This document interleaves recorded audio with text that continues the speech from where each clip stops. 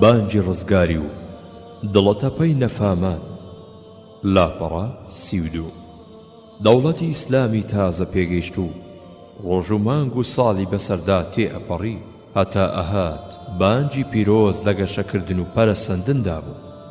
پێغەمبەری خوداش صلی الله عليه وسلم بە حەکیمانە نەخشەی بەڕێوەبردنی کاروباری دەوڵەتی کێشا بوو.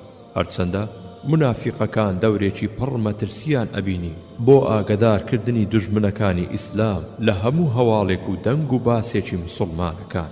کەچی ئەم باشتر و چاکتر پیاوی متمانەی پێکراوی لە سەرانسەری دوورگەی عەرەبیدا ڕاست باردبوو بۆ ئەوەی لە هەموو نیازێکی دوژمنە بتپەرستەکان ئاگاداری بکەن.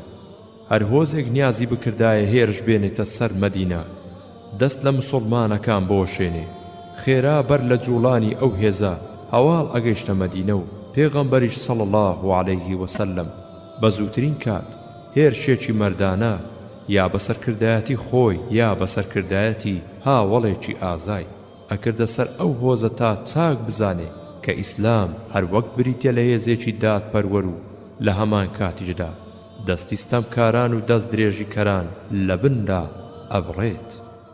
بۆیە هەر هۆزێک نیازی خراپی بووایە دژی مسڵمانەکان لەشکری کۆ بکرد وایە، مسڵمانەکان ئەیان کوتایە سەری و دەرسێکیان ئەدا تا بەخۆی و هۆزە دراوسێکانیشەوە جارێکی تر بیر لە هێرش نەکەنەوە. بەڵێ ئیسلام بریتە لە ئاشتی و ئەندامی ئاشتی خوازی پەروەردە ئەکا. لە هەمان کاتدا بریتە لە دەستێکی پۆڵایین بۆ پانکردنەوەی سەری هەر ستەمکارێک کە دژی بوەستێ. لە بندا دەستی ئەوانە ئەبڕێ کە هەوڵ ئەدەن مرۆڤەکان بخەنەوە تاریکی دوای ئەوەی خراونەتە سەر ڕۆشنایی لە سایەی ئیسلامدا کە ژیانی ئادەمیانە ئەبەنە سەر. بۆیە پێویستە هەموو ئەندامێکی کۆمەلگەی ئیسلامی سەربازێکی کۆڵ نەدەر و چاو نەترس بێ تا دوژمنانی دین و بیر و باوەڕ، دوژمنانی گەل و وڵات گۆڕ بکات. هەر دوژمنێکی خوانە ناس هێرشی هێنایە سەر خاکی ئیسلام پێویستە مسڵمانەکان ئەو خاکە بکەنە گۆڕستان تا بەڕزینی لاشەی سەربازانی خواپەرستی و گوڵی هەمە چەشن و هەمە ڕەنگ سەوز ببن. بە دەرکەوتنی ڕاستی و پاچی ئیسلام بۆ مرۆڤە ڕاستی و ویستەکان، دەرکەوتنی هێزی چاو نەکراویش بۆ مرۆڤە نیاز خراپەکان لە دوورگەی عەرەبیدا. بەرەبەرە هۆزەکانی دوورگە نوێنەریان ناردە مەدینەی پایتەخت تا مسڵمان بوونی خۆیان و هۆزەکانیان ڕابگەین و مسڵمانی تێگەیشتویان بۆ بنێردرێت تا لە ئیسلام تێیان بگەێنێت لە سایەی بەرنامە شیرنەکەیدا بەحەسێنەوە. تا ئەم کاتە دەنگ و باسی دینی ئیسلام بایەخێکی ئەو تۆی بەلای ڕۆمەکانەوە نەبوو. بەڵام کە سەرانسەری دوورگەی عەرەبی مسڵمان بوو لە سایەی ئیسلامدا دەوڵەتێکی یەکگرتووی تێدا بەرپا بوو، مەترسی کەوتە دڵی ڕۆمەکانە کەوا ئەم دەوڵەتە کۆرپەیە و لە پەرەسەندندایە، بە تایبەتی شوێن کەوتوەکانی هەڵگری بیر و باوڕێکی دینین و بە جوانی لە ئازایەتی و چاو نەترسی مسڵمانەکان ئاگادار بوو.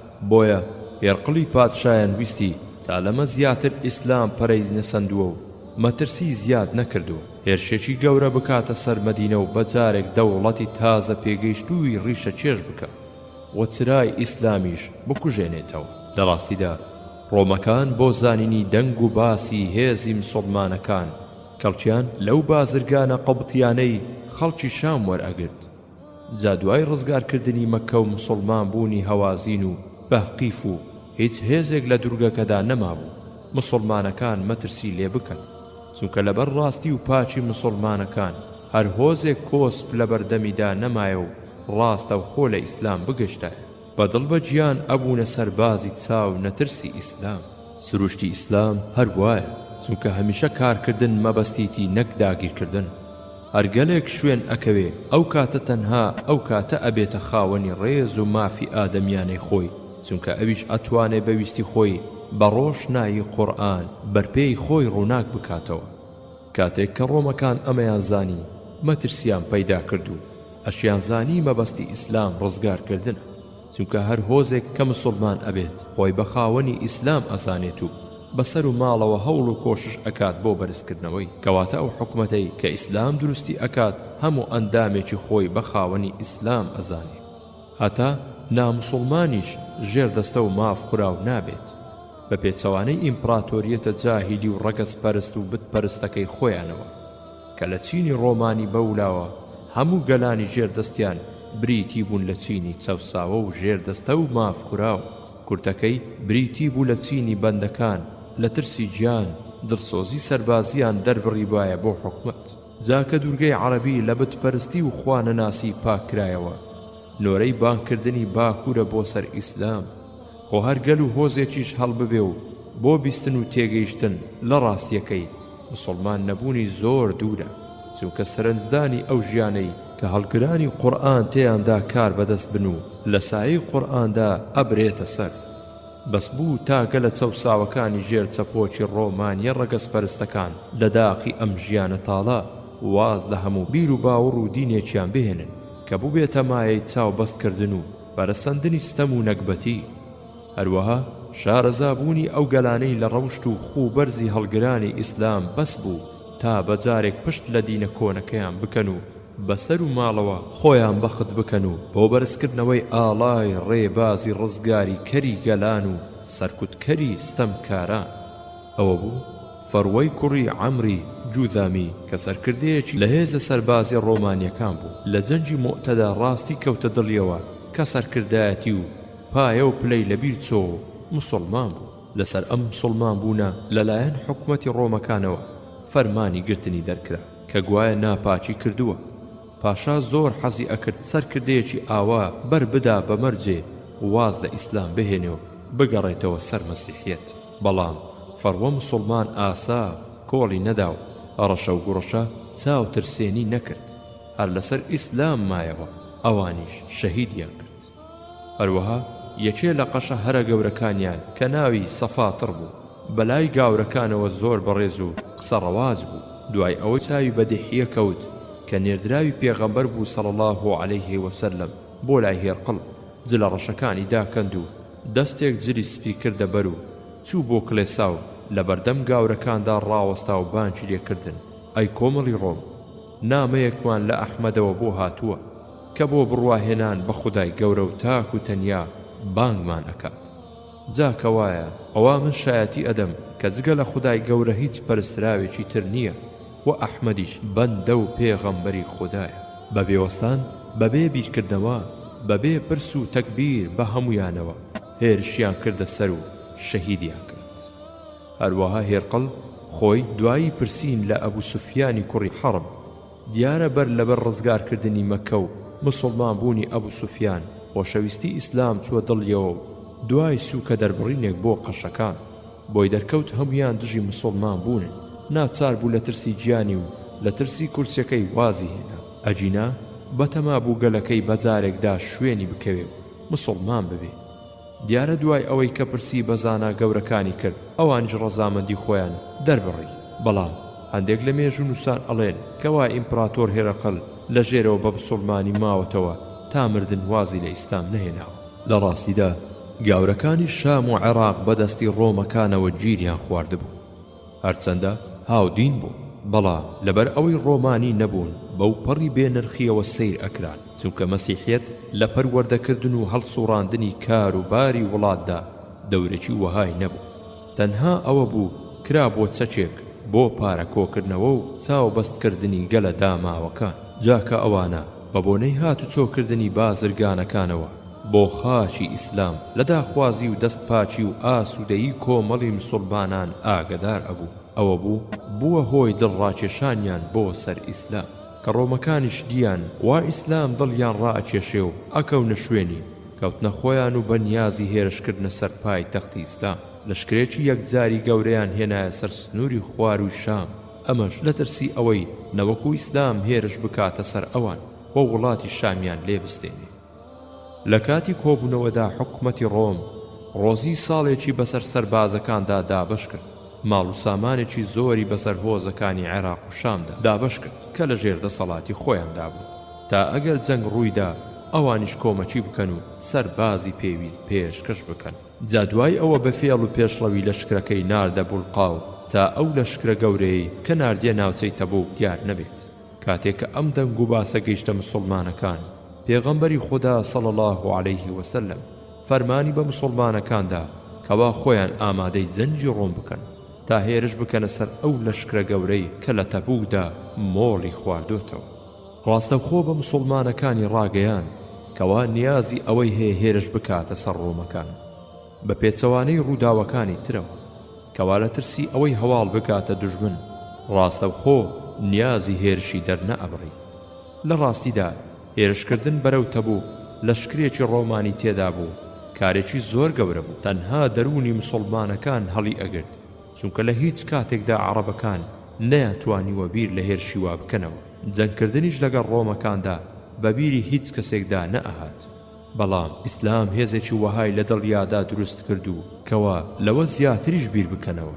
پێویستە مسلمانان ئەم ڕاستیەیان بۆ ساتێکیش لە یاد نەچێت کەوا تەنها ئیسلام دەرونی ئادەمیزاد ڕزگار ئەکات و لەرزی لێ دوور ئەخاتەوە تا بتوانن بەبێ ترس بەرامبەر بەهێزی خوا نەناسی زل و بۆش بوەستن و بە مرۆڤایەتی بسەلمێنن کە ئەو بتە داتاشراوانەی کە ئەویان پارچە پارچە و چاوترسێن کردووە زۆر بێبایەخ و پوچن. ئەوە بوو لە کاتێکدا کە مەدینە مەترسی لەشکری ئەحزاب دەوریدا بوو.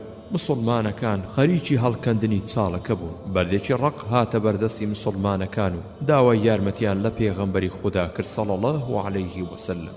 ئەویش دەستیدایە پیکێک و بۆ شکاندنی بەردەکە. جا هەرچەندە 3 ڕۆژ بوو مسلمانەکان هیچ خواردنێکیان تام نەکردو. پێغەمبەریش صلی الله عليه وسلم لە برساندا سکی تون بەست بوو. فەرمووی بسم الله، بە پیک بەردەکەی شکاند و مژدەی ڕزگارکردنی شام و فارس و یەمەنی بە مسلمانەکاندا. جگە لەم مژدەیەدا کە منافقەکان گاڵتەیان پێ ئەهات جگە لە ڕاستی ئیسلام و فیداکاری مسلمانەکان بەبیری هیچ کەسێکدا نەئەهات بتوانن ڕوو بکەنە لەشکری ڕۆمەکانەوە. لەولاوە منافقەکانیش خەندەی لێویان ئەهات و کە تازە مسلمانەکان خۆیان خستە داوەوە دووچاری ڕۆم بوون لە چنجیان ڕزگاریان نابێت. هەرکە مسلمانەکان ناڕەحەتی و دووری و پڕ مەترسی ڕێگایان بۆ دەرکەوت زانیان پێویستە بە تەواوی خۆیان ئامادەی جەنگ بکەن. دوژمنە و دەسەڵاتێکی زۆری هەیە، هەر تۆزێک هەست بە لاوازی مسلمانەکان بکات تەماعی پایتەخت ئەیگرێ و ئەنیشێتە ملیان و دەرچوونیان ئەستەم. بۆیە هەموو یەکێ بەپێی توانای خۆی بەو پەڕی کۆمەچیە کرد چونکە بەڕێکردنی لەشکرێکی 30,000 لە مەدینە بۆ تەبوک لە گەرمای هاویندا کارێکی ئاسان نەبوو. بە تایبەتی زۆرێک لە مسلمانەکان هەژار بوون و توانایان نەبوو بگەنە مەیدانی جەنگ ئەگەر یارمەتی مسلمانەکان و دەستڕۆشتوەکان نەبوایە. مسلمانەکان ئەو پەڕی جوامێریان نواند، هەر کەسە بەپێی خۆی درێخی نەئەکرد هەرچەندە ساڵێکی وشک و بێ دەرامەت بوو. بۆ نمونە عەبدوڕەحمانی کوڕی عەوف 4,000 دیرهەمی هێنا و فەرمووی ئەی پێغەمبەری خوددا صلی الله عليه وسلم، سامانەکەم 8,000 نیوەیم هێناوە و نیوەیشم هەڵگرتووە. پێغەمبەری خودداش صلی الله عليه وسلم فەرمووی خوددا پیت و بەرەکەت بخاتە ئەوە کە هەڵت گرتووە، ئەوەیشی کە بەخشیوتە. لە ڕیواتێکدا ئەڵێن 2200 ئۆقیەی زێڕی بەخشیوە. لەم کاتەدا عومەری کوڕی خەتاب بە پێغەمبەر ئەڵێ صلی الله عليه وسلم من وا ئەزانم عەبدوڕەحمان تاوانێکی گەورەی کردووە چونکە هیچی بۆ ماڵ و خێزانەکەی نێشتۆتەوە. پێغەمبەری خودداش صلی الله عليه وسلم فەرمووی ئایا هیچ شتێکت بۆ ماڵ و خێزانەکەت هێشتۆتەوە ئەی عەبدوڕەحمان؟ ئەڵێ بەڵێ. لەوەی کە بەخشیومە زۆرتر و چاکترم بۆیان بەجێ هێشتوون. ئەفەرموویە چەند؟ ئەڵێ ئەو ڕۆزی و چاکە و پاداشتەی کە خوددا و پێغەمبەرەکەی بەڵێنیان داوە. هەروەها ئەبوو عەقیل مشتێک خورمای هێنا و گوتی ئەی پێغەمبەری خوددا صلی الله عليه وسلم، 2 مشت خورمام دەستکەوت لە کرەی ئیشکردنە، مشتێکی ئەدەم بە قەرز و بە پەروەردیگارم مشتێکیشی بۆ ماڵ و خێزانەکەم. مرۆڤایەتی شتێکی وای بەخۆیەوە نەدیوە و ناشی بینێ مەگەر لە سایەی بەرنامەی خوددادا، مەگەر کۆمەڵێک ئەم کارە پیرۆزە ئەنجام بدەن ئاوا بەرژەوەندی خۆیان و ماڵ و خێزانەکەیان بخەنە ئەو لاوە کەوا بەتەمای بەهەشت بن و بەتەمای پاداشتی پەروەردیگار. مشتێک خورما بۆ خێزانێک، مشتێکیش لە ڕێی خوددا. چبیر و هۆشێکە وای کردووە عەبدوڕەحمانی دەوڵەمەند و ئابوو عەقیلی هەژار سامانەکەیان لەت بکەن. ئەمە تێگەیشتنێکی بەرزی ئیسلامیە، یارمەتی بەبێی توانا و لێبڕانیش تا ئەو پەڕی سنوور. بەڵام منافقە دڵڕەشەکان کەوتنە چرپە چرپ و ڕەخنەگرتن لە هەردوو مسلمانەکان. ئەیان وت ئەوەی عەبدوڕەحمان بەخشی بۆ ڕیایی بوو. ئەشیان وت ئایا خوددا و پێغەمبەر چ پێویستیەکیان بە مشتە خورمایەکی ئەوەیە؟ یا ئەیان وت ئەمیش هەر ئەویست ناوی بکەوێتە ناو ناوانەوە. منافقان بە هیچ شێوەیەک لە هیچ مسلمانێک ڕازی نابن، هەرچی بکات ئەگەر چی خواپەرستی و خزمەتی ئیسلامیش بێ. ئەوان ئەگەڕێن تا بە شێوەی دڵە ڕەشە نیاز پیسە لار و وێرەکەی خۆیان بە لار و وێر بدەنە قەڵەم. سەیری ڕفتاری خۆیان ئەکەن کە هەمووی ساختە و ڕووکەش و ڕیاییە. ئیتر وا ئەزانن هەموو کەسێک هەر وایە. ئەو ترسنۆکانە لە جادەی پاندا سنگ دەرئەپەڕێنن و ڕەخنە لە مسلمانەکان ئەگرن. کاتێکیش ئیسلام کەوتە تنگانەوە خۆیان ئەدزنەوە و هەروەک خۆیان ناکەن بە خاوەنی ئیسلام. ژێربەژێری لەگەڵ دوژمنی کافریشدا دەستێکەڵ ئەکەن تا لێیان ڕازی بێت و ماوەیان بدات زمان درێژی بکەن. گوایە بەرگری لە ئیسلام دەکەن. ئەم کەین و بەینەی منافقان و کافران پێویستە مسلمانەکان زۆر لێی وریابن. پێویستە بزانن چێ بە ئاشکرا و بەنهێنی دۆستی ئیسلامە. کلیلی دەرکەوتنی ئەمەش بۆ مسلمان خوا ناسیەکی پڕ دڵسۆزیە. دەستگرۆی مسلمانەکان بە پیا و ئافرەتەوە هێشتا بەشی هەموو مسلمانەکانی نەکرد، چونکە ئەو ساڵە مەدینە کەم دەرامەت بوو. ئەوە بوو دوای بەخشینەوەی هەمویان، ئەوە بوو دوای بەخشینەوەی هەموو یارمەتیەک بەسەر مسلمانە هەژارەکاندا. کۆمەڵێک مسلمانی دەستکورد هاتنە لای پێغەمبەری خوددا صلی الله علیه وسلم داوای یارمەتیان لێکرد. جا لەبەر ئەوە بوو کە پێغەمبەری خۆشەویست صلی الله علیه وسلم هیچی بەدەستەوە نەما بوو جێڕانیەوە دواوە. ئەوانیش لە داخی ئەوەی کە نەیان ئەتوانی بەشداری جیهاد بکەن دەستیان کردە گریان. لەبەرچی؟ لەبەر ئەوەی کە توانایان نەبوو بگەنە مەیدانی جەنگ، بگەنە مەیدانی پیاوان و بەغیرەتان، نەیان توانی بگەنە شوێنی شەهید بوون. مسلمانی تێگەیشت و لەو نەخۆشەی کە دڵی بۆ ئاو ئەگرێ و تێنوێتی و ناشچێ زیاتر دڵی بۆ شەهیدی ئەگرێ. شەهیدی ئامانجی هەرە گەورەی مسلمانەکان، بۆیە کام شوێنە پڕ مەترسیە لە مەیداندا ئەوان بۆ ئەوێ ئەکۆشن بەشکوم بە شەهیدی بگەن و دەستی لە مل بکەن. بەڵام ئەوانەی گیان خۆشەویستن، سامان پەرستن، ئەوانە یا هێشتا لە ئیسلام نەگەیشتون یا منافقی دڵ کافر و دەم مسلمان. ئەوە بڕوایان ئەوەندە بە ئیسلام نییە و وا سەر و ماڵیان بەلاوە حەیفە لە پێناوی ئیسلامدا بەخت بکرێ.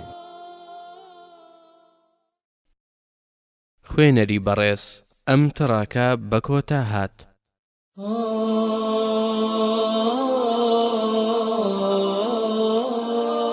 هەڵمەتی شێرانە لاپەڕە 45. بەڵێ مسلمانەکان هەرچیان توانای جەنگیان هەبوو لەم جەنگەنە هەموارەدا هەمویان بەشداریان کرد جگە لە 3 مسلمان. بەڵام منافقەکانی مەدینە لەبەر ئەوەی دڵڕەشەکانیان خاڵی بوو لە ئیمان، لەبەر ترسنۆکی و ژیان و سامان و خۆشەویستیان کەوتنە بڕووبیان و تا بەشداری جیهاد نەکەن. ئەمە هەمە جۆر و بڕووبیانویان دۆزیەوە تا خۆیان بدزنەوە. جا بۆ ئەوەی ئەندامانی پێڕەگڵاوەکەیان بە تەواوی ئاشکرا نەبن، کۆمەڵێکیان دروست کرد تا بە چپە و چرپە چرپ مسلمانەکان لە جیهاد سار بکەنەوە، بۆ ئەوەی دەستیان زۆر بێت و دەرنەکەون. کەچی هاتنە خوارەوەی قورئانی پیرۆز دڵی مسلمانەکانی لە ئیمان پڕ ئەکردەوە و بڕیاری بەختکردنی سەر و ماڵیان ئەدایە. بڕیاریان ئەدا کەوا بە جیهاد ئاڵای ئیسلام بەرز ئەبێتەوە. خوێن و سامانی مسلمانیشە سوتەمەنی و هێز و پێزی جیهاد. ئەو منافقانەش کە ترس و لەرز و گیانی خۆشەویستی و بەرژەوەندی تایبەتی خۆپەرستیان وا پاڵیان پێوە ئەنێ تا نەوێرن بەرامبەر بە دوژمنی خوانە ناسان بوەستن. ئەوانش بە ئاسانی ڕوو ڕەشی هەردوو جیهان ئەبن. بۆیە لەشکری ئیمان لە هەموو لایەکەوە ڕووی کردە مەدینە و هۆزەکان بەشداریەکی پیاوانەیان کرد، چ لە پێشکەشکردنی سەربازی و جەنگاوەردا، چ لە درێژکردنی دەستی یارمەتی بۆ بەڕێکردنی لەشکر. لەشکری خواناس بەسەرکردایەتی تاقە پێشەوای مرۆڤایەتی پێغەمبەری خوددا صلی الله علیه وسلم کەوتە ڕێ. لە مانگی ڕەجەبی ساڵی 9 کۆچیدا 30,000 مسلمان کە 10,000یان سوار بوون مەدینەیان بەجێهێشت و لە قوڵەی گەرمای هاویندا بە بیابانی گەرم و وشکدا بۆ بەگشتدا چوونەوەی ئیمپراتۆریەتی ڕۆمی دڕندە و سەرکەش بەرەو ژوور بۆ ناوچەی تەبوک کەوتنە ڕێ هەتا گەیشتنە حیجر، شوێنەواری کۆنی قەومی ثەمود. ئەو ناوچەیە زۆر وشک و بێئاو، بۆیە مسڵمانەکان بەدەستێنوێتێکی زۆر پەرێشان بوو. ناچار وشتریان سەر ئەبڕی و ناوسکەکەیان ئەگوشی، جا ئەگەر خوای خاوەن بەزەی بەو هاوینە لەو شوێنەدا بارانی نەباراندایە، زۆرێک لە مسڵمانەکان تیا ئەچوو. مسڵمانەکان لەژێر چاودێری خودای گەورەدا گەیشتنە تەبووک. سیر ئەکەن ئەو لەشکرەی کە کاروباری لایەکی جیهانی ئەو ڕۆژەی بەدەستەوە بوو، لە ترسی لەشکری مسڵمانەکان بەرەو ژوور کشاوەتە دواوە. لە تەبووکدا خودای گەورە ڕێزێکی وەهای لە عەبدوڕەحمان گرت کە هێشتا ئەو ڕێزەی لە کەسی تر لە مسڵمانەکان نەگرتو. ئەوە بوو کاتی نوێژ هاتە بەرەوە پێغەمبەری خوداش صلی الله عليه وسلم ئامادە نەبوو. بۆیە عەبدوڕەحمان پێش نوێژی بۆ مسڵمانەکان کرد. هەر بە تەواوبوونی ڕکعاتی یەکەم پێغەمبەری خوددا صلی الله عليه وسلم گەیشتەوە لای نوێژکەرەکان. لە پشتی سەری عەبدوڕەحمانەوە نوێژەکەی بەجێهێنا. لەشکری مسڵمانەکان گەیشتە ئەو نەخشەیە کە پێغەمبەری خوددا صلی الله عليه وسلم بۆی کێشا کە بریتی بوو لە ڕێنەدان بە لەشکری ڕۆم تا هێرش نەکاتە سەر مەدینە، چونکە هەر بە هاتنی ڕۆمەکان ورەی مسڵمانەکان ئەڕووخا و ئیسلام ئەکەوتە مەترسیەوە. بۆیە پێویست بوو جەنگ لە خاچی ئیسلام دوور بخرێتەوە. ئەمەش لایەکی دانایەتی و وەبیرتیژی پێغەمبەری پێشەوامان صلی الله عليه وسلم پیشان ئەدات. لە سەرەتاوە ڕۆمەکان بەبیریان نەئەهات کەوا مسڵمانەکان لەوان خێراتر بەرەو تەبوک ئەکوتن و مەردانە قۆڕیان لێ هەڵماڕیوە. ئەوەندەیان بۆ هات تەبوک چۆڵ بکەن و بەپەلە بکشێنە دواوە. بە شوورەیان زانی لە بەردەم لەشکری تازە پێگەشتووی ئیسلامدا بکشێنەوە و هەڵبێ. ئەم کشانەوە ترسنۆکانەی ڕۆم بووە هۆی پشساد بوونەوە و ورە بەردانیان و بووە هۆی بەرزبوونەوەی ورەی مسڵمانەکان. بەم شێوەیە مسڵمانەکان نزیکەی 20 ڕۆژ لە ناوچەی تەبوکدامانەوە بەنیازی چاوەڕوانی گەڕانەوەی لەشکری ڕۆمەکان بۆ ئەوەی سنووری باکووری دەوڵەتی ئیسلامی پارێزراو بێت. پاشان پەیمانیش لەگەڵ دانیشتوانی ئەو ناوچەدا ببەستن و کارێکی وا بکەن بانگی ئیسلام بەسەربەستی لەو ناوچانەدا بڵاو بێتەوە. بۆیە دوای ئەوەی بەم کارانە هەڵسان بەرەو شاری پێغەمبەری خوددا صلی الله عليه وسلم و پایتەختی دەوڵەتی ئیسلامی کەوتنە ڕێ. بەڵێ هێرشبردنی مسڵمانەکان بۆ ناوچەی تەبوک بەو هاوینە گەرمە و هەڵاتنی لەشکری زۆر و زەبەندی ڕۆمەکان سەرکەوتنێکی یەکجار گەورە بوو بۆ ئیسلام. لەولاشەوە تێکشکانێکی یەکجار گەورە بوو بۆ ڕۆمەکان و عەرەبە بتپەرستەکان و منافیقەکان، چونکە نەک مسڵمانەکان نەنا مسڵمانەکانیش بەبیریاندا نەئەهات کەوا لەشکری ئیسلام بتوانێ ڕوو بکاتە لەشکری ڕۆم جزای ڕاونانی بەبێ جەنگ. ئەمە ورەی مسڵمانەکانی وەها بەرز کردەوە تا بیر لە ڕزگاری هەموو گەلانی سەرزەوی بکەنەوە و هەوڵی حەسانەوە بدەن لە سایەی قورئانی پیرۆزدا بۆ بەدیهێنانی بەڵێنەکانی قورئان و مژدەکانی پێغەمبەری پێشەوا صلی الله عليه وسلم. ئەو هۆزانش کە لەوە پێش پشتیان بە ڕۆم ئەبەست بۆیان دەرکەوت کە تازە ڕۆم بەکەڵکی ئەوان نایە و پێویستە بۆ پارێزگاری بوون و قەوارەیان خۆیان لەگەڵ مسڵمانەکاندا ڕێک بخەن، چونکە ئەمان لەشکری ڕۆمیان ڕاو نابێت ئەوە هێزی هۆزەکان چۆن ئەتوانێت دژیان بوەستێ. بۆیە نێردراوانی ئەو هۆزە هاتنە مەدینەی پایتەخت و مسڵمان بوونی خۆیان و هۆزەکانیان دەربڕن. لەلایەکی ترەوە پێغەمبەری پێشەوا صلی الله عليه وسلم سنووری لای باکووری بە پەیمان بەستن لەگەڵ هەندێک لە هۆزەکاندا بە مسڵمان بوونی هەندێکی تریان قایم کرد. ئەمەش بووە چاوساغیەک بۆ لەشکری ڕزگاری خوازی ئیسلامی تا بتوانێت کوتەچی کاریگەر بە تەوقی سەریستەم کارە خوێن مژەکاندا بدات و هۆزە چەوساوەکانیش ڕزگار بکات. خوێنەری بەڕێز ئەم تەڕاکە بە کۆتا هات.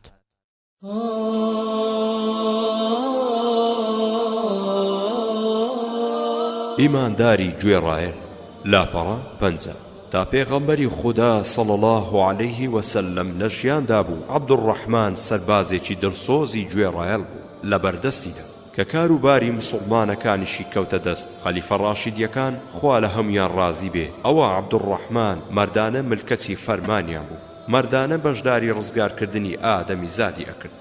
هەر لە یەکەم ڕۆژدا بە وێنەی سەربازێکی بەوەفا دەرکەوت. ئەوە بوو حەزرەتی ئەبوو بەکر بەپێی ئەو ڕۆیشت و ئوسامەی ڕەوانە ئەکرد کە سواری وڵاغەکەی بوو. لەو ڕۆژەدا عەبدوڕەحمان جڵەوی وڵاغەکەی ئەبوو بەکری ڕائەکێشا خوددا لە هەمویان ڕازی بێت. ڕۆژێک بوو کە هەر هەمووی خۆشەویستی و ڕێز و برایەتی و خزمەت گوزاری بوو. بۆیە ئەو ڕۆژە ڕۆژی سەربەرزی مسڵمانان بوو. عەبدوڕەحمان بە حکمی ژیری و سەلیقە و خزمەت گوزاری لە ئیسلامدا یەکێک بوو لەو چەند پیاوەی کە بۆ کاری گرنگ خەلیفە ئەبوبەکر ڕاوێژی پێئەکردن خوددا لێیان ڕازی بێ. ئەوە بوو بۆ نەخشەی جیهادی ڕۆم پرسیشی بە عەبدوڕەحمان کرد. ئەویش بەوپەڕی دەرسۆزیەوە ڕای خۆی دەربڕی کە دەسەڵاتی ڕۆم بێشومارە و مسڵمانەکان هەروەها ڕاستەوخۆ نەچنە بەردەم هێزیان، بەڵکو بە لەشکر و هێزی بچکۆڵە زیان بە سنوورەکانیان بگێنن و چاوترسێنیان بکەن. دوای ئەوەی خەلیفە بنێرێت بۆ لای هەموو هۆزەکانی دوورگەی عەرەب تا جەم ببن و بە لەشکرێکی گەورە بەگژیاندا بچێت. خەلیفە ئەبوبەکر خوددا لێی ڕازی بێت لە سەرمەرجیدا ناردی بە دوای عەبدوڕەحماندا و پێی فەرموو لەبارەی عومەرەوە هەواڵم بدەرێ. عەبدوڕەحمان وەڵامی دایەوە لە هەری کارێک پرسیارم لێ بکەیت خۆت پێی زاناتری لێم. وتی ئەگەر چی واش بێ. وتی بە خوددا ئەو لە هەموو ئەوانە چاکترە کە تۆ بە شیاوی خەلافەتیان ئەزانی. هەر لە نەخۆشیدا ئیمام ئەبوبەکر ئامۆژگاری عەبدوڕەحمانی کرد کەوا ئیسلام دەسەڵاتێکی پەیدا کردووە و بەرەبەرە دونیاش ڕوو لە مسڵمانان ئەکات. زێڕوزی و ئاوریشم و جل و بەرجی نەرم و ناسک بۆ مسڵمانەکان دەست ئەدەن. جا با ئیمانداران وەریای ئەم داوە شەیطانیەی دنیا بن و خۆیان تەسلیمی نەکەن. عەبدوڕەحمان خاوەنی ڕێزێکی تایبەتی بوو بەلای خەلیفە عومەر. ئەوە بوو هەرکە حەزرەتی ئەبوبەکر خوددا لێی ڕازی بێت کۆچی دوایی کرد. عومەری خەلیفە خوددا لێی ڕازی بێت ئەوانەی کە بە ئەمین و دەستپاچی ئەزانن بانجی کردن و لەگەڵ عەبدوڕەحمان و عوسماندا خوا لە هەمویان ڕازی بێت و چوون بۆ بەیتولمالی خەلیفەی ئەبوبەکر کە چوونە ژوورەوە نە دینارێک و نە درهەمێکیان نەدی. ئەوە نەبێ کە لە تورگەیەکی فرێدراوی پارەدا تاقە درهەمێکیان لە ناویدا دۆزیەوە. هەروەها کە خەلیفە عومەر بیستی وە ئەبوو عوبەیدەی کوڕی مەسعود شەهید کرا و خەریکە فارسەکان گورەیان بەرز ئەبێتەوە هاتە سەر ئەوەی کە خۆی بە لەشکرێکەوە بەرەو فارس بکەوێتە ڕێ و هەندێک لە هاوڵانیش پشتگیریان بۆ ئەو ڕایە دەربڕی. کەچی عەبدوڕەحمان بە پێچەوانەوە ئەو بۆ چوونەی بەدڵ نەبوو و خەلیفەی لەوە قەدەغە کرد. عەبدوڕەحمان ئەڵێت دوای پێغەمبەر صلی الله عليه وسلم چلەوە و پێش و چلەوە پاش دایک و باوکم بە قوربانی هیچ کەس نەکردو. وتم دایک و باوکم بە قوربانت بن شوورەیی ئەم کارە بخەرە ئەستۆی منەوە خۆت دانیشە و لە شکر بنێرە چونکە شکانی لەشکرەکەت وەک شکانی خۆت نییە. خۆ ئەگەر ئەم لەم سەرەتاوە تۆ بکوژرێیت یا بشچیت ئەترسم مسڵمانەکان ئەڵڵاه ئەکبەریان بەدەمیاندا نەیەت و هەرگیز نەتوانن شاهدی بە لا ئیلاهە ئیلا الله بدەن. هەر ئەم متمانەیە بوو کە عومەر زۆر جار بە عەبدوڕەحمانی بۆ هاوڵێتی پاسەوانی مسڵمانان هەڵ ئەبژات.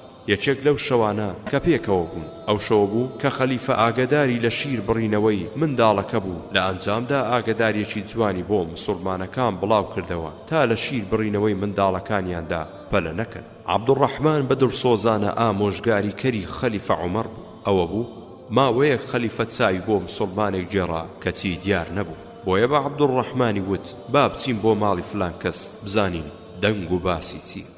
کە هاتن ئەبینن وا دەرگەی ماڵەکەیان کراوەتەوە و پیاوەکە دانیشتووە و ژنەکەی شتێک ئەکاتە قاپێکەوە دەرخواردی پیاوەکەی ئەدات. عومەر فەرمووی ئەمەیە ناپەڕژێ بەلامانەوە.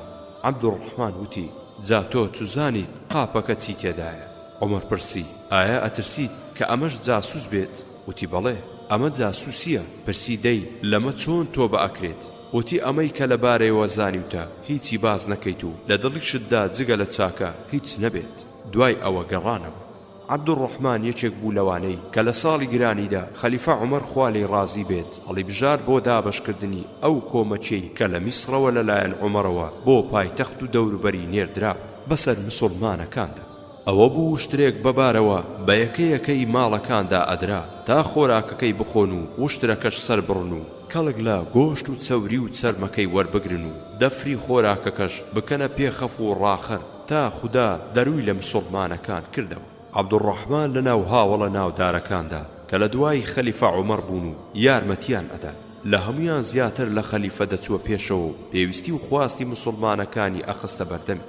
بۆیە بە هەمویانەوە ئەویان دەست نیشان ئەکرد و ئەیان ناردە خزمەتی. لە کاتێکیشدا خەلیفە عومەر زامدار بوو لەسەر جێکەوت بوو. موسڵمانەکان داوایان لێکرد خەلیفەیان بۆ هەڵبژێرێ. ئەویش وای بە چاکزانی 6 کەس لە هاوڵان هەڵبژێرێت و تا ئەوان بەویستی خۆیان یەکێک لەو 6 کەسە بکەنە خەلیفە. دیارە یەکێک لەو 6 کەسە عەبدوڕەحمان بوو کە بە سەلیقەی جوانی توانی دەستنیشانی خەلیفە بکات. ئەوە بوو بە 5 هاوڵەکەی تری وت: کارەکەتان بخەنە دەستی 3 کەستانەوە، واتە 3 کەستان وازی لێ بهێنن و هەر یەکەتان بە یەکێک لە 3 کەسەکەی تر بسپێرێ. بەمە زوبەیر وازی لێهێنا بۆ عەلی، طەڵحە بۆ عوسمان، سەعدیش بۆ عەبدوڕەحمان. دیسان ڕایەکی تری جوانی خستە بەردەم عوسمان و عەلی، خوا لە هەمویان ڕازی بێت، کەوا کامتان واز لە خەلیفایەتی دێنێ بەو مەرجەی ماوەی هەبێت یەکێکیان هەڵبژێرێت. هیچ کامیان وەڵامیان نەبوو. ئەم جارە پرسی: ئایا بەدەستی منی ئەسپێرن؟ وتی: سوێن بە خودا لە هەڵبژاردنی چاکترینتاندا درێخی ناکەم. کە ماوەیاندا ئەویش ئیمام عوسمانی هەڵبژارد و بەیعەتی پێدا. لە ڕیوایەتەکەی ئیمام بوخاریدا عەبدوڕەحمان دەری ئەبڕی کە ئەو خۆی حەزی لە خلافەت نییە و گەر ماوەی بدەن خەلیفەیان بۆ هەڵ ئەبژێرێت. ئەوانیش ماوەیاندا لەو چەند شەوانەدا ڕاوێژی لەگەڵ موسڵمانەکان کرد و ڕای وەرگرتن. میسوەری کوڕی مەخزەمە خدا لێ ڕازی بێت کە ڕیوایەتەکە ئەجێڕێتەوە و ئەڵێت دوای تێبەڕبوونی بەشێکی شەو عەبدوڕەحمان تەقەی لە دەرگادا تون لە دەرگای ئەدا و بەخەبەری کردمەوە وتی: ئەڵەی خەوتووی، دەبەخوا ئەو شەو ئەوەندە نەخەوتوم، هەستە بڕۆ زوبەیر و سەعدم بۆ بانگ بکە. هەردووچیانم بۆ بانگ کرد و ڕاوێژی لەگەڵدا کردن. پاشان بانگی کردم و وتم: عەلیم بۆ بانگ بکە. منیش بۆم بانگ کرد و تا نزیکەی کۆتایی شەو قسەی بۆ کردن. پاشان عەلی لەلای هەستا و عەبدوڕەحمان دڵی خۆش بوو چونکە ئەترسا عەلی شتێک ئەنجام بدات. پاشان پێی وتم: عوسمانم بۆ بانگ بکە.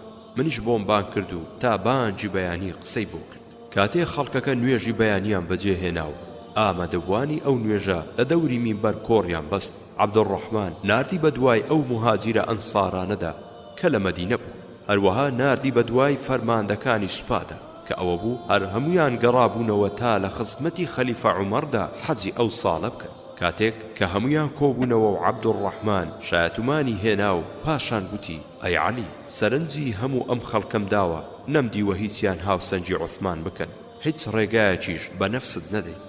عەبدوڕەحمان چاک لە تەقوا و خواناسی و ئیمام شارەزایە. ئەم وتانەشی ئەوە ئەگەێنن کە دوای ئیمام عوسمان ئیمام عەلی شایەنی خەلافەتە، بەڵام هێشتا لە داو و تەڵەکەی شەیطان ئەترسێت. دوای ئەوە دەستی عوسمانی گرت و خوا لە هەمویان ڕازی بێ و وتی: لەسەر سنەت و ڕاڕەوەی خوا و سنەت و ڕاڕەوەی پێغەمبەرەکەی صلی الله عليه وسلم و هەردوو خەلیفەکەی دوای ئەویش بەیعەتت پێ ئەدەم. ئەوە بوو دوای بەیعەتەکەی ئەو خەڵکە بە مهاجر و ئەنسار و فەرماندەکانی سوپا و تێکڕای موسڵمانەکان بەیعەتیان پێدا.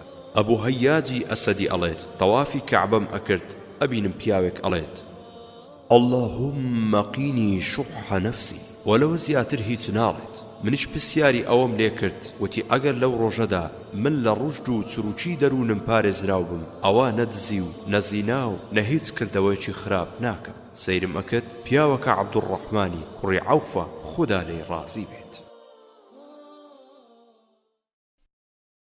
خوێنەری بەڕێز، ئەم تڕاکە بە کۆتا هات.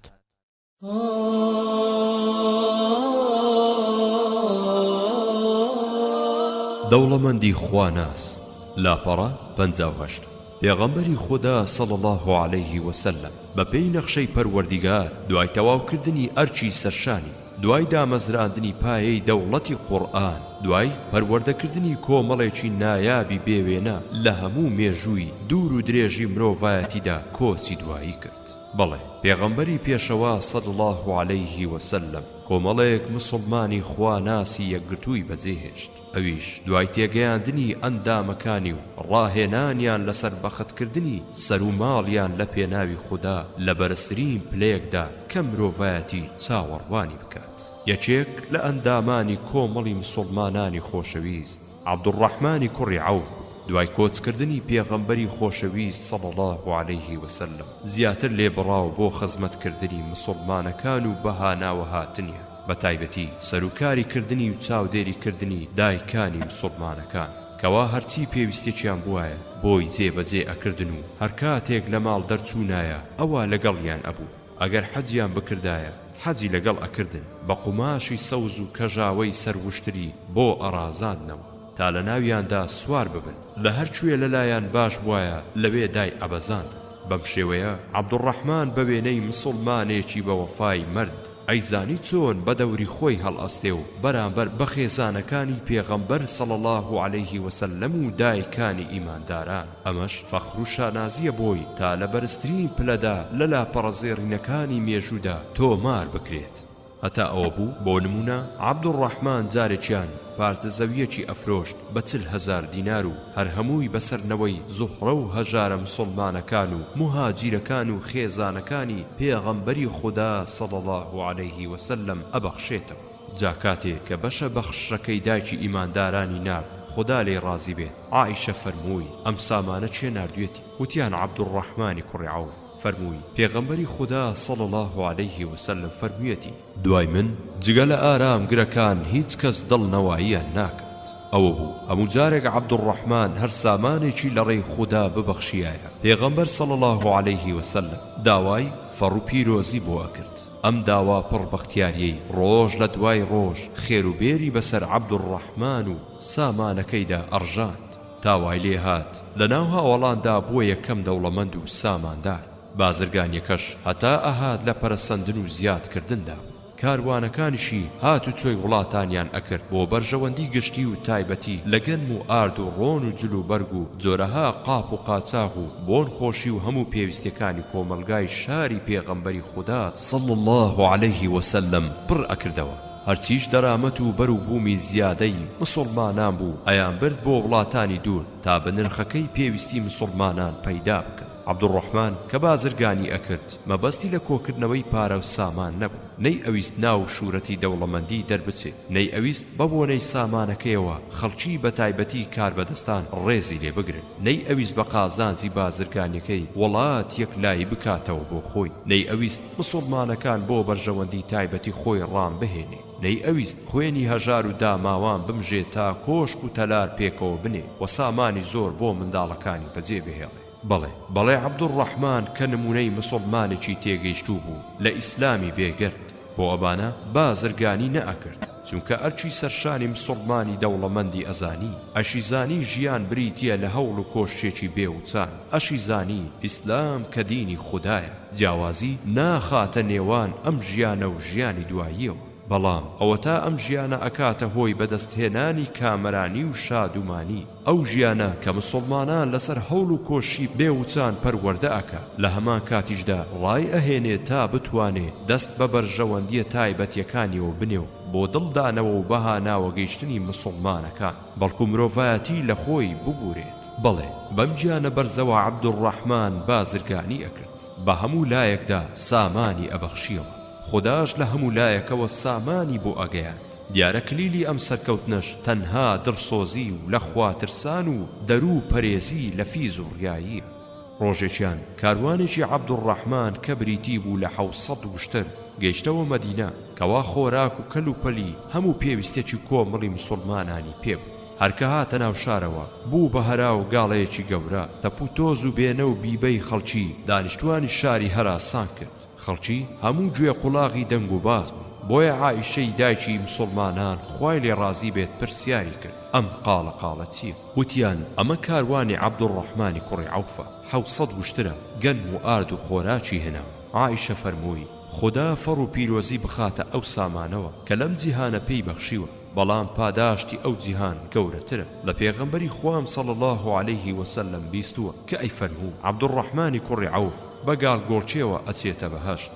کۆمەڵی مسلمانان کۆمەڵی نەفامی جیاوازیان زۆر، جا هەر وەک ئەندامانی کۆمەڵی نەفامی خەریکی فات و فیت و ئاژاوە و دووبەرەچین. لەولاوە هەموو ئەندامێکی کۆمەڵی مسلمانان خەریکی گەیاندنی هەموو وشەیەکی باش و دڵخۆشکەرە. بۆیە هێشتا کاروانەکەی عەبدوڕەحمان چۆچی دا نەدابوو. مژدەدەری خواناس فەرمایشتەکەی پێغەمبەری خوای صلی الله عليه وسلم لە دەمی خات و عایشە بیست بە عەبدوڕەحمانی گەیاند، چونکە ئەیزانی گەیاندنی چاکە و ئامۆژگاری و ئاگاداری ئەرچی سەرشاری مسڵمانە و مسلمان برای یەکن لە خۆشی و ناخۆشیدا هاوبەشن. هەرکە عەبدوڕەحمان مژدەی بەختیاری کەوتە گوێ بەپەلە خۆی گەیاندە لای خات و عایشە و پێیوت دایەگیان ئایا تۆ ئەمەت لە پێغەمبەری خوداوە صلی الله عليه وسلم بیستووە؟ فەرمووی بەڵێ.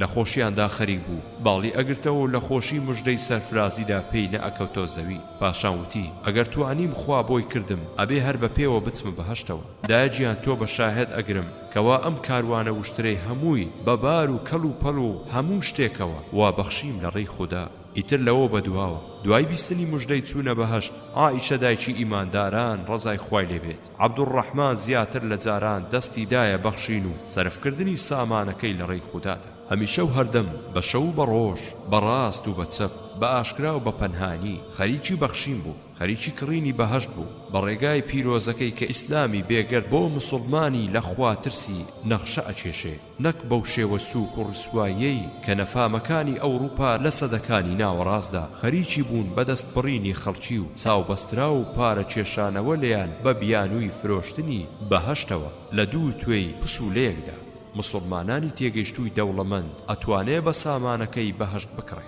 بەڵام بەلای خودداوە نەک بەلای بەندەکانی مسلمانی تێگەیشتوو ئەتوانێ بە سامانەکەی بەهەشت بکڕێ بەمەرجێک بۆ خوای بەخت بکات بەمەرجێک بۆ بەرزکردنەوەی ئاڵای قورئانی بەخت بکات بەمەرجێک خزمەتی ئەندامانی کۆمەڵی مسلمانی پێ بکات بە مسلمان و نامسلمانە وتمان دوای مژدەی بەختیاری عەبدوڕەحمان دەستی نا بە سامانەکەیەوە و خودداش دەستی یارمەتی بۆ درێژ کرد جا دەستی خوددا لەکوێ و دەستی بەندە لەکوێ ئەوە بوو جارێکیان 40,000 دیرهەم زیوی بەخشی دوای ئەوەی 40,000 دینار زێڕیشی بەخشی پاشان 200 ئۆقیەی زێڕی بەخشی دیسان 500 ئەسپی لە ڕێی خوددا بۆ سواربوونی مسلمانە جیهادکارەکان بەخشی جارێکی تریش 1500 وڵاغی بۆ هەڵگرتنی مسلمانە دەستکورتەکان بەخشی کاتی سەرمەرجیش خوددا لێی ڕازی بێت خەڵکێکی زۆری لە بەندەکان ئازاد کرد هەروەها وەسیەتیشی کرد کەوا هەر یەکە لە خێزانەکانی پێغەمبەری خوددا صلی الله عليه وسلم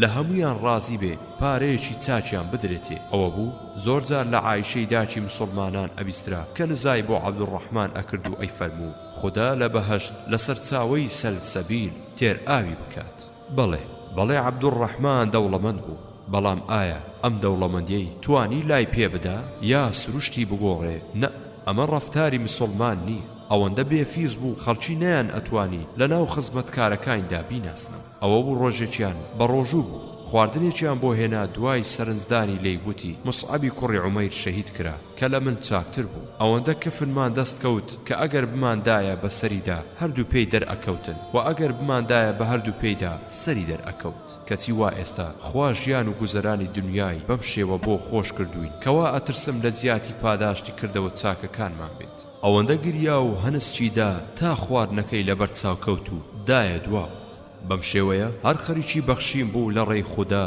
هەتا کۆچی دوایی کرد و بەسەر زەویەوە بە دیداری پێغەمبەری خوددا صلی الله عليه وسلم شاد تێبینی لەگەڵ ئەمەشدا سامانێکی وەها سۆری بەجێهێشت بۆ کەس و کارەکەی کە وەخت بوو لە ژمارە نێت ئەوە بوو 1100 ئەسپ و 3000 سەرمەڕی بەجێهێشت چارەکی هەشتیەکی هەر یەکێ لە چوار خێزانەکەی کە بۆی دیاری کردبوون ئەگەیشتە 80,000 ئەوەندە زێڕ و زیویشی بەجێهێشت بوو بۆ کەس و کارەکەی کەوا بەتەور بەشیان ئەکرد هەتا لە کاتی لەتکردندا دەستی پیاوەکان تووشی ئازار ئەمەش هەمووی بەهۆی دوعاکەی پێغەمبەرەوە بوو صلی الله عليه وسلم کە بۆ سامانەکەی کرد تا خوددا فەڕ و پیرۆزی و بەرەکەتی تێبخات خۆشەویست و بەڕێزم عەبدوڕەحمان پێنووسە لاوازەکەم لەمە زیاتر توانای نییە ژیانی مەردانت پێشکەش بە خوشک و برا مسلمانەکانت بکات بۆیە زۆر شەرمەزارە و لە شەرمە ئارەقی خەزاڵەتی دەرئەدات و ئەیکاتە نووسینی ژیانی تۆ هاوڵەکانی تری پێغەمبەری خۆشەویست صلی الله عليه وسلم چونکە چاک ئەزانێ توانای نووسینی ژیانی مەرد و قارەمان و پیا و چاچی وەک ئێوەی نییە بەڵام لە داماوی و بێخاوەنی گەلی کوردایە وا پەردەی شەرم و شۆ لا ئەدات و ناچارە عارەق و فرمێسکی شەرمەزاری و خەفەت بڕژێنێتە سەر لاپەڕەکان خوێنەری بەڕێز ئەم تڕاکە بە کۆتا هات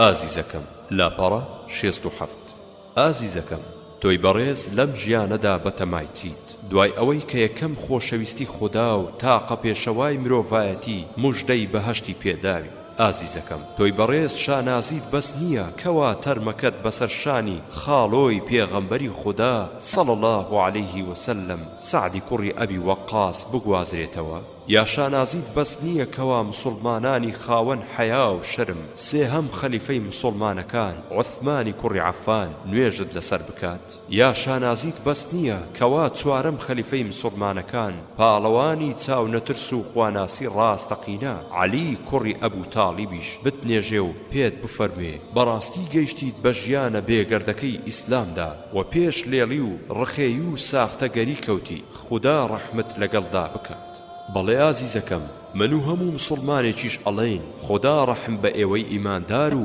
ئێمەی تاوانکار بکات وآخر دعوانا أن الحمد لله رب العالمين وصلى الله على محمد وعلى آله وصحبه أجمعين ناوەڕۆک لاپەڕە حەفتە پێشکەش لاپەڕە شەش کەعبەی پارێزراو لاپەڕە دە موژدەی بەهەشت لاپەڕە چاردە پەروەردەی ئیسلامی لاپەڕە نۆزدە بانگی ڕزگاری و دڵە تەپەی نەفامان لاپەڕە سیودوو هەڵمەتی شێرانە لاپەڕە 45 ئیمانداری گوێڕایەل لاپەڕە 50 دەوڵەمەندی خواناس لاپەڕە 58 ئازیزەکەم لاپەڕە 67 ناوەڕۆک لاپەڕە 69 خوێنەری بەڕێز ئەم کتێبە بە کۆتا هات.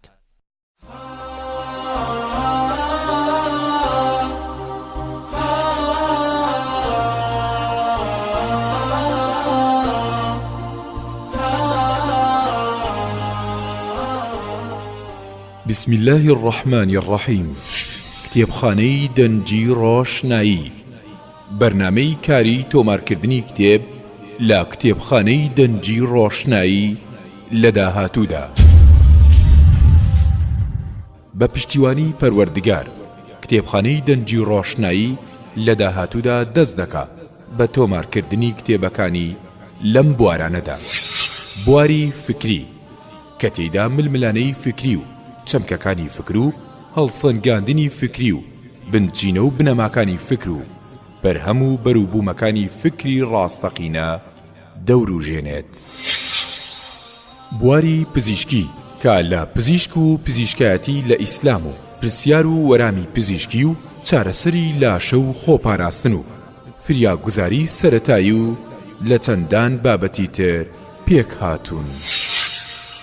بواری مێژووی ئەمەش کۆمەڵێک بابەتی گرنگی وەک مێژووی ئیسلامی و ئەوڕۆپی و مێژووی سەراتاکان و کۆنەکان و مێژووی گۆڕانکاریەکان و ڕووداوە گرنگەکان و ڕاستکردنەوەی کۆمەڵێک هەڵە و گومانی مێژووی و شارستانی وڵاتان و چەندان بەرهەمی تر. بواری ژیاننامە ژیاننامەی کەڵا پیاوانی مێژوو ئەوانەی کە ڕێڕەوی مێژویان کۆڕی و ئەوانە وەرچەرخانی گرنگ لە ژیانیان ڕووی داوە و ئەوانشی کە بوونەتە هۆی زیندووکردنەوە و نوێکردنەوەی ئوممە و چەندان پاڵەوانی تری کۆن و نوێ. بواری زانستی کە ئەویش پێک دێ لە کۆمەڵێک بوار و تێژینەوەی ڕاست و دروست و باوەڕ پێکراو لە سەرجەم بوارە زانستیەکان وەک کیمیایی و فیزیایی و زیندەوەرزانی و چەندان بابەتی تر. بواری شارستانی کە باس لە شارستانی کۆن و نوێ دەکات و بەرهەم و بەرووبووم و داهێنانەکانی شارستانیەتی ئیسلامی و گرنگی و گواستنەوەیان دەکەین لە گشت بوارەکاندا.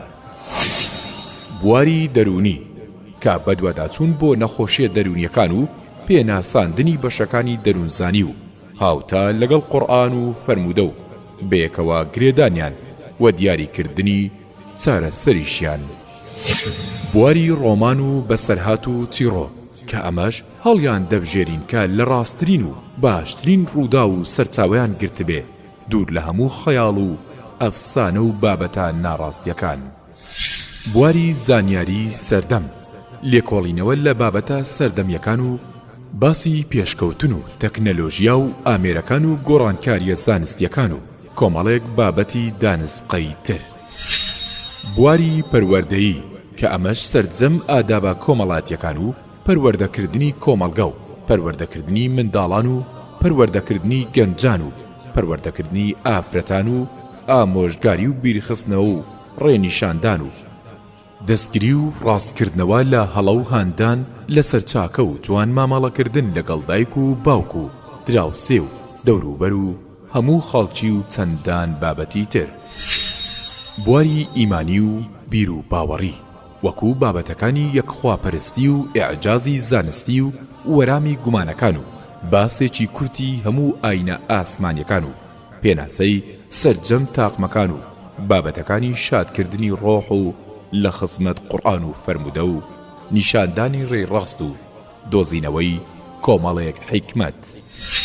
بواری هەمەجۆر کە ئەمەش لە کۆمەڵێک بابەتی دیبەیت و گفتوگۆ و فەلسەفە و کۆمەڵناسی و جوگرافی و ئافرەتان و ئابووری و پلە و پایەیان و ڕاستی زانستی و ڕاستکردنەوەی کۆمەڵێک هەڵە و بابەتی جیهانی ئاژەڵ و ڕووەک و ناودەریا و زەریاکان و چەندان بابەت و بواری تر لە خۆ دەگرێ. بواری ئافرەتان ئەم بوارەش تایبەتە بە ئافرەتان، کاروباریان و ئەرکەکانیان لە ئیسلامدا و ئەرک و مافەکانیان لە کۆمەڵگەدا جێپەنجیان لە مێژوودا و گرنگی و ڕۆڵیان لە هەڵگرتنی پەیامی ئیسلامدا و پاراستنی مافەکانیان و دیاریکردنی ئەرکەکانیان و لادانی گومانەکان لە سەریاندا و گەڕانەوەی ڕێز و شکۆ بۆیان. تێبینی ئەم بابەت و بوارانە سەرجەمیان لە سەرچاوە ڕاستیەکان و بەو پەڕی بەرپرسیارەتیەوە لە چوارچێوەیەکی ڕاستی و لە باگراوەندێکی ئیسلامیدا هەڵدەبژێرین ئینشاءالله. لەگەڵ کتێبخانەی دەنجی ڕۆشنایی بەردەوام دەبن لەگەڵ تازەگەری و نوێگەری و پێشکەوتن و شارەزابوون لە سەرجەم بوارەکانی خوێندنەوە و گەیشتن بەڕاستی و بەردەوامبوون لەسەر ڕێگەی ڕاست و دنیاش بە فراوانی خۆی دەبینی و پێش و پاشی خۆت دەزانی و تای تەرازووی چاکەکانیشت قورس دەکەی و تەرازوێکی ژیریت بۆ دروست دەبێ. کتێبخانەی دەنجی و ڕۆشنایی یەکەمین کتێبخانەی دەنجی ئیسلامی بە زمانی شیرینی کوردی. کتێبخانەی دەنجی ئیسلامی بە زمانی شیرینی کوردی.